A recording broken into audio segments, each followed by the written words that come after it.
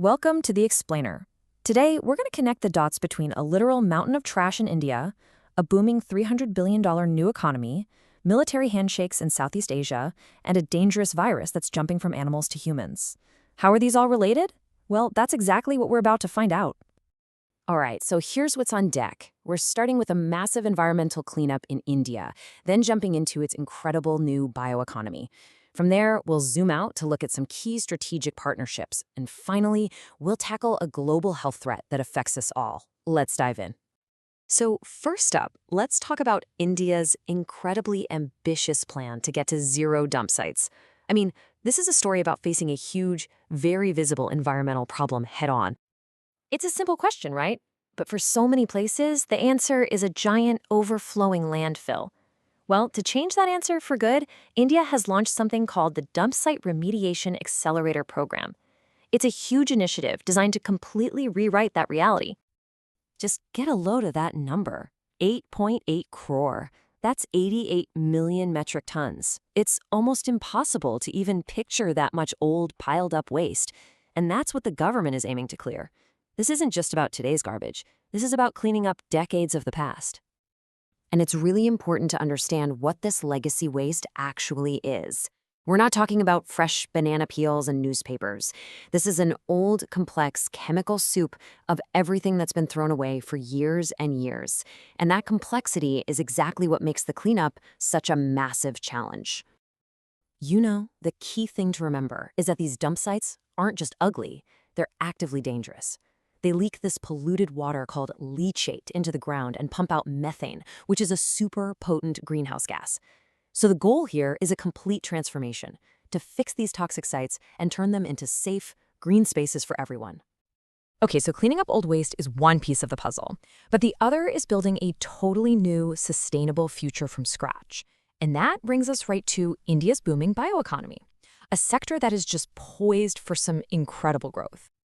So what on earth is a bioeconomy? It might sound complicated, but the idea is actually pretty cool. Think of it as using biology, plants, microbes, enzymes, as tiny little factories.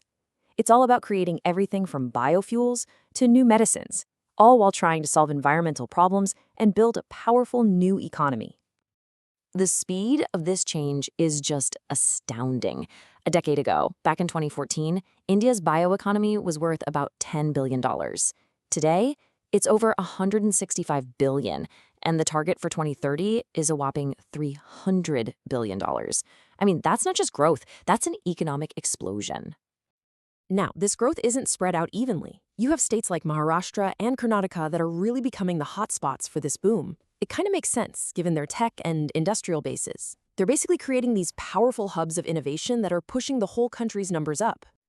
And, this kind of growth doesn't just happen by accident. It's being fueled by very specific government policies, things like missions co-funded with the World Bank, all designed to push biomanufacturing and research. It's a real concerted effort to build this new future. All right, let's pull the camera back a bit.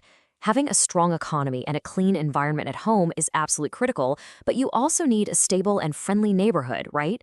And this is where India's work to strengthen its strategic partnerships comes into play. A huge focus here is on Southeast Asia, and a recent high-level meeting in Hanoi with Vietnam is the perfect example. These talks are all about making a really critical defense and strategic relationship even deeper. Now, this isn't some new thing. This was the 15th meeting of its kind. And if you just glance at a map, you can see why Vietnam is so important. It's got that huge coastline on the South China Sea and shares a border with China, making it a pivotal strategic partner for India in the region.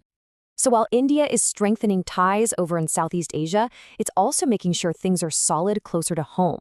And a big joint military exercise with its southern maritime neighbor, Sri Lanka, really highlights that parallel effort.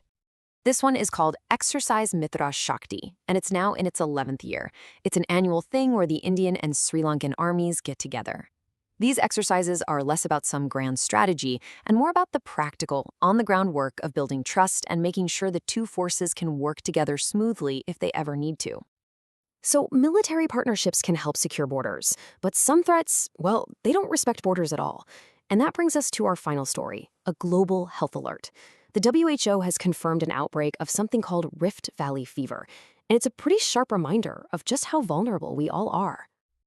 This outbreak in West Africa is a classic case of what scientists call zoonotic transmission.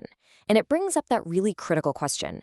How do these diseases actually make that incredible leap from animal populations into human ones? The pathway is surprisingly straightforward. The virus starts in animals, like cattle. Then mosquitoes bite these infected animals and become carriers or vectors.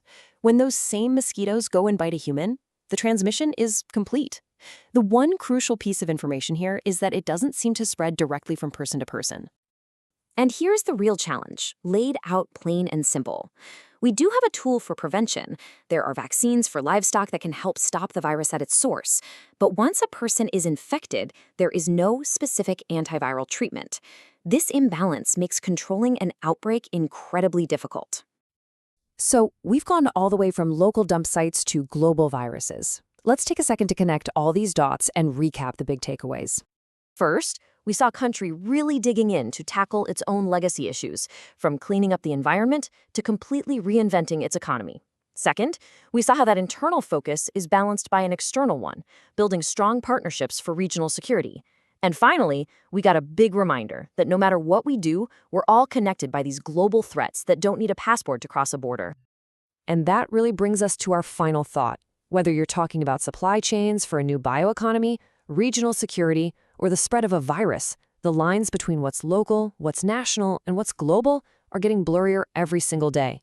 It really makes you wonder, is any problem or any solution ever truly confined to just one place? Thanks for watching.